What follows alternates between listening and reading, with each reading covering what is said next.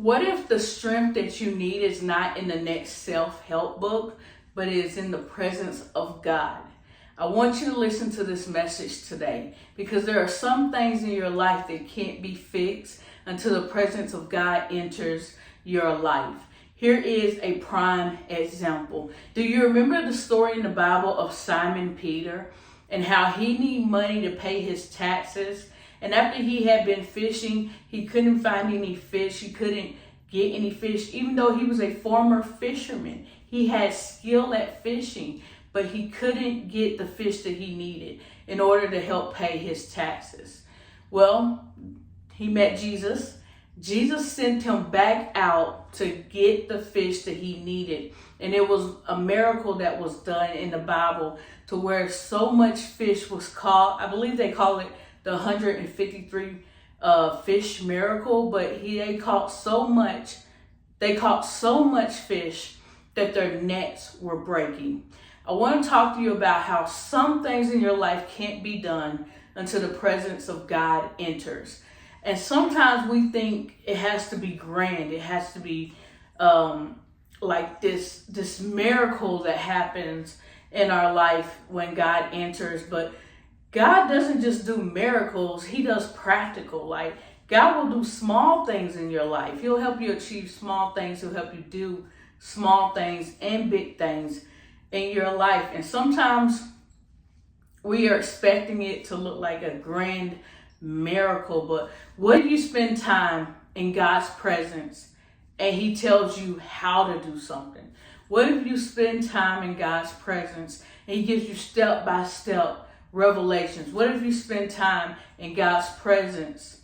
And what if he strengthens your inner man and empowers you to do the things that you need to do? Sometimes the miracle is not just seeking God, but the miracle is letting God in. Because we really are a generation that looks for signs, wonders, and miracles, and they do exist. But there is something that happens when you just let God take control of your life. When you sit in the presence of God and you allow to give up your will, God can give you things that you have never thought or imagined. And so I'm here to encourage you. If you are in a place today where you are just wondering how you can do something, when you are perplexed on how to fix a situation, or when you just need the energy, the strength, the power to clear your mind and to move forward, to wake up every day and do the things that you were supposed to do, well, God can help you with that.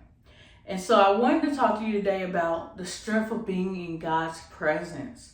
And I also have a part two, a side part to this message. But if you are in a place today where you feel like you need God's strength, and you feel like God's strength has been dwindling, the empowerment that God can give you through your spirit man, if you feel like it has been dwindling, I want you to know that you can regain your strength.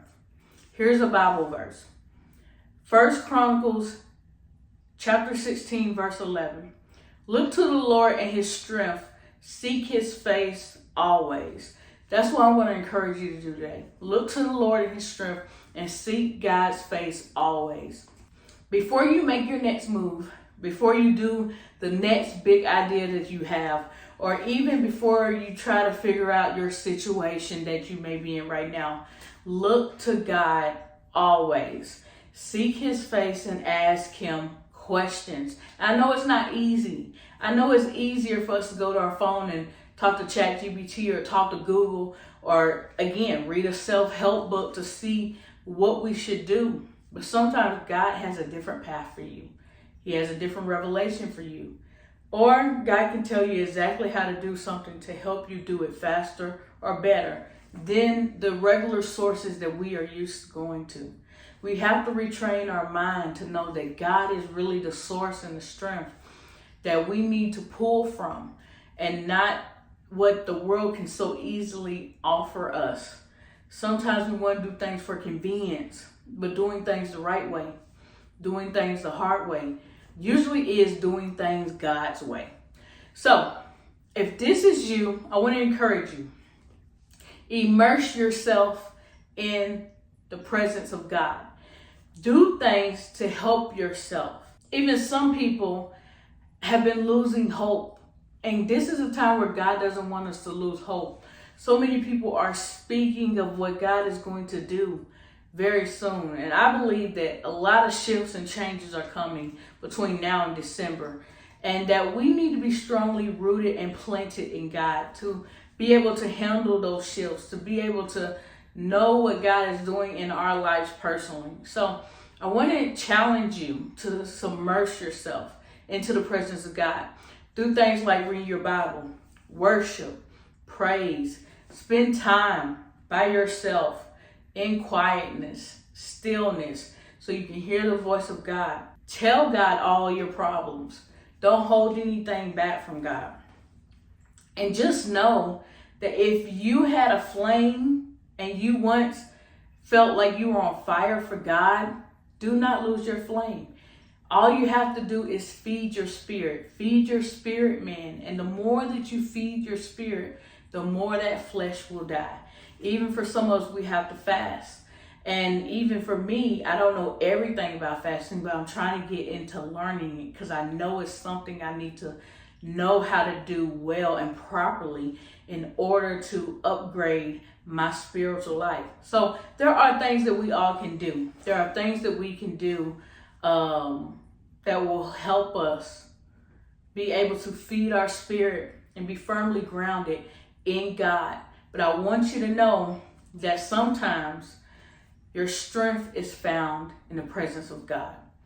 Don't run to ChatGPT. Don't run to a book. Don't run to Google. Sometimes you need the presence of God to change the atmosphere, to change your situation, and to help you break through to the next level. I hope this video helps somebody. And if you guys have any comments or if you want to chime in on this, let me know. Have a great day.